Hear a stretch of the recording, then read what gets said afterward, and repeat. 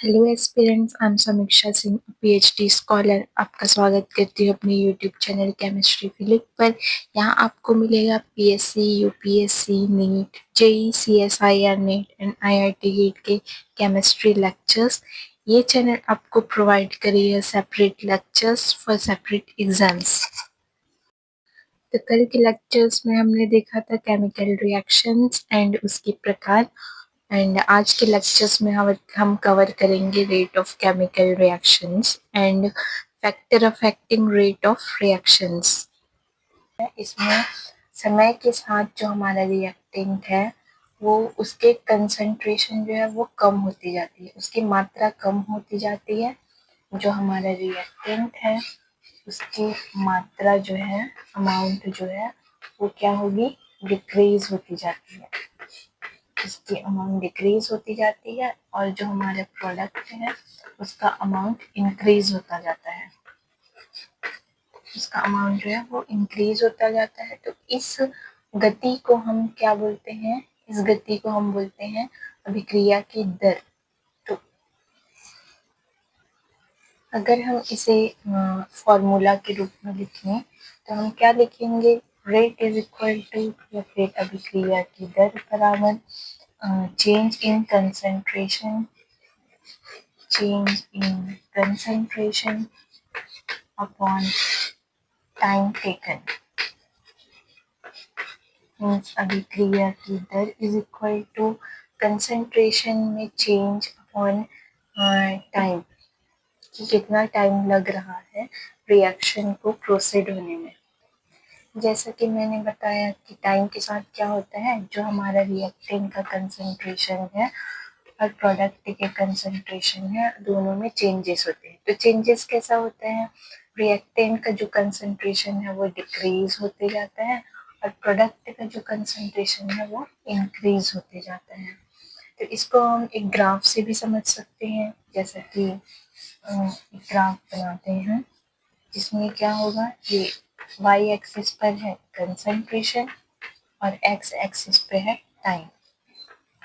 तो जैसा कि हमने अभी देखा कि टाइम के साथ जो हमारा रिएक्टेंट है वो डिक्रीज हो रहा है, तो इसका ग्राफ जो है डिक्रीज होते जाएगा। ये आर का है कर्व, और जो हमारा प्रोडक्ट है वो क्या हो रहा है, इंक्रीज हो रहा है, उसका कंसंट्रेशन इंक्रीज हो रहा है। तो हम ग्राफ से ऐसे शो कर सकते हैं कि हमारा रिएक्टेंट जो है उसका कंसंट्रेशन डिक्रीज हो रहा है समय के साथ और हमारे प्रोडक्ट का कंसंट्रेशन इंक्रीज हो रहा है समय के साथ। अब देखते हैं जो हमारा रिएक्शन होता है वो जो है स्लो भी हो सकता है और फास्ट भी हो सकता है। तो जब किसी रिएक्शन को कंप्लीट होने में अगर कोई रिएक्शन हो रहा है तो उसको कंप्लीट होने में अगर सालों लग रहे हैं, वो ज़्यादा लंबा समय लग रहा है, तो हम उसे बोलते हैं स्लो रिएक्शन। स्लो रिएक्शन जिसे मंद अभिक्रिया भी कहते हैं। और अगर कोई भी रिएक्शन जो है वो सालों लग रहा है तो वो अति मंद अभिक्रिया है, बहुत ही स्लो रिएक्शन है। अगर कोई रिएक्शन फास्ट हो रहे हैं, बहुत ही फास्ट सेकेंड्स में या मिनट्स में, तो हम उसे क्या बोलते हैं, फास्ट रिएक्शन, तीव्र गति की अभिक्रिया। अगर हम इसका एग्जाम्पल देखें स्लो रिएक्शन का, तो लोहे पर जंग लगना जो है एक स्लो रिएक्शन है। और फास्ट रिएक्शन का अगर हम एग्जाम्पल देखें तो जैसे पटाखे का फटना, जब हम पटाखे जलाते हैं तो वो कुछ सेकंड में ही रिएक्शन होता है और फट जाता है, तो ये हमारा फास्ट रिएक्शन है।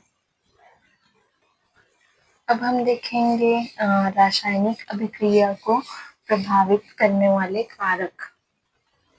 सबसे पहला कारक हम देखते हैं, तो सबसे पहला कारक है कंसंट्रेशन ऑफ रिएक्टेंट, मतलब अभिकारकों की सांद्रता।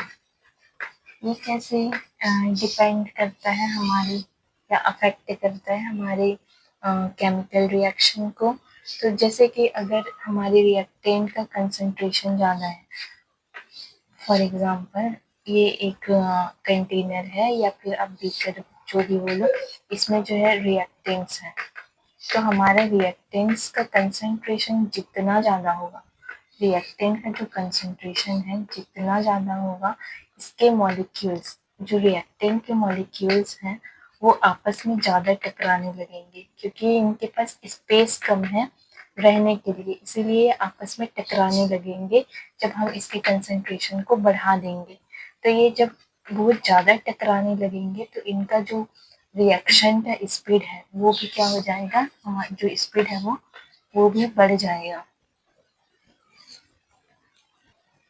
हम इसे फॉर्मूले से भी समझ सकते हैं, जैसा कि हमने देखा था कि रेट इज इक्वल टू होता है concentration of reactant, concentration of reactant upon time.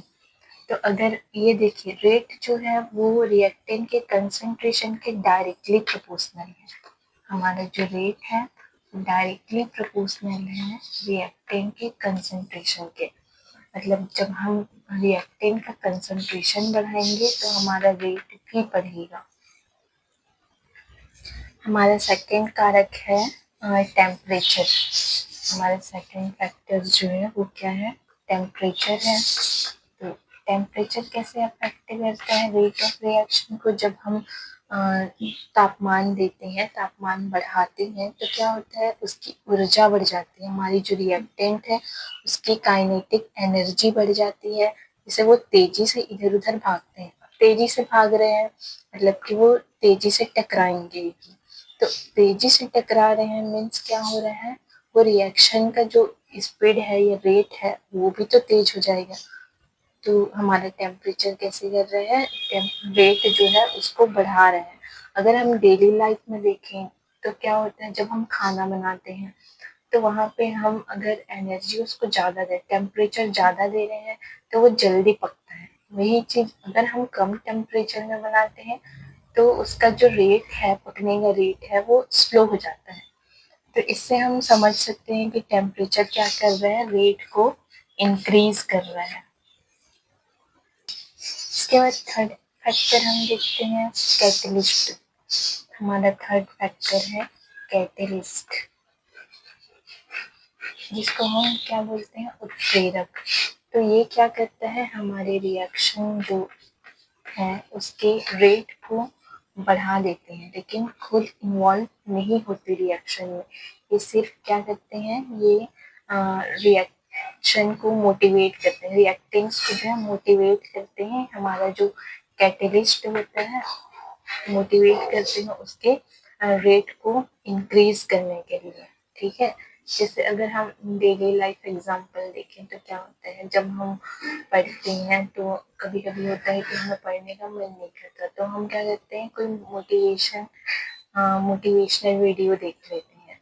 तो जो हमारा जो मोटिवेशनल स्पीकर होता है वो हमारे पढ़ने में इन्वॉल्व नहीं करता, लेकिन वो हमें मोटिवेट कर देता है, जिससे हमारा जो पढ़ने का स्पीड है वो बढ़ जाता है। इसी तरह होता है कैटेलिस्ट, जो रिएक्शन को जो है मोटिवेट करता है तेजी से करने के लिए, लेकिन वो खुद इन्वॉल्व नहीं होता रिएक्शन में। हमारा फोर्थ फैक्टर है प्रेशर। हमारा फोर्थ फैक्टर है हमारा प्रेशर।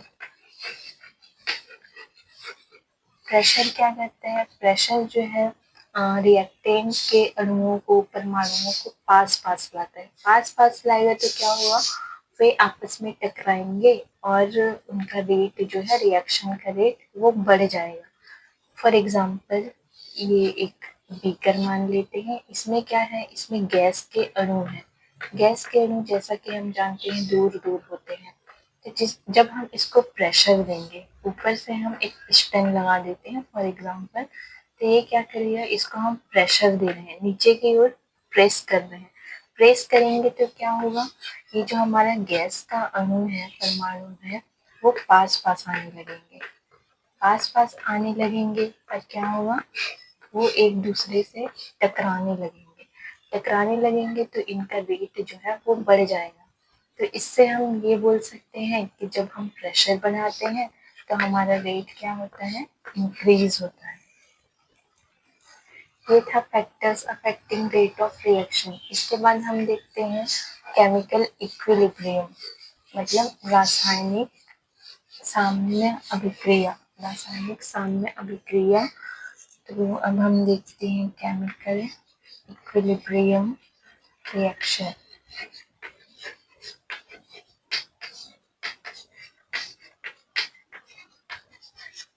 केमिकल इक्विलिब्रियम रिएक्शन, इसमें क्या होता है, इसमें जो हमारा रिएक्टेंट होता है, फॉर एग्जांपल ए और बी हमारे रिएक्टेंट्स हैं, ये क्या करेंगे, ये मिलके बनाएंगे प्रोडक्ट सी और डी।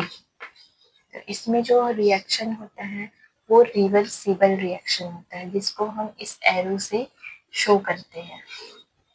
रिवर्सिबल रिएक्शन क्या होता है, हमारा ए जो और बी जो है आपस में रिएक्शन करके सी और डी बना रहे हैं, और इसी मिसाल में क्या हो रहा है, सी और डी आपस में रिएक्शन करके ए और बी बना रहे हैं। इसको बोलते हैं रिवर्सिबल रिएक्शन। और इसे केमिकल इक्विलिब्रियम क्यों बोलते हैं, क्योंकि इनका जो कंसंट्रेशन है वो हर टाइम पर सेम होता है, हर टाइम पर जो है वो सेम ही होते हैं। जो हमारा कंसंट्रेशन है वो चेंज नहीं होता। तो ये है केमिकल इक्विलिब्रियम। आज के लिए इतना ही, आगे हम नेक्स्ट लेक्चर में देखेंगे। अगर आपको वीडियो पसंद आई है तो लाइक कीजिए, कमेंट कीजिए, शेयर कीजिए और चैनल को सब्सक्राइब कीजिए।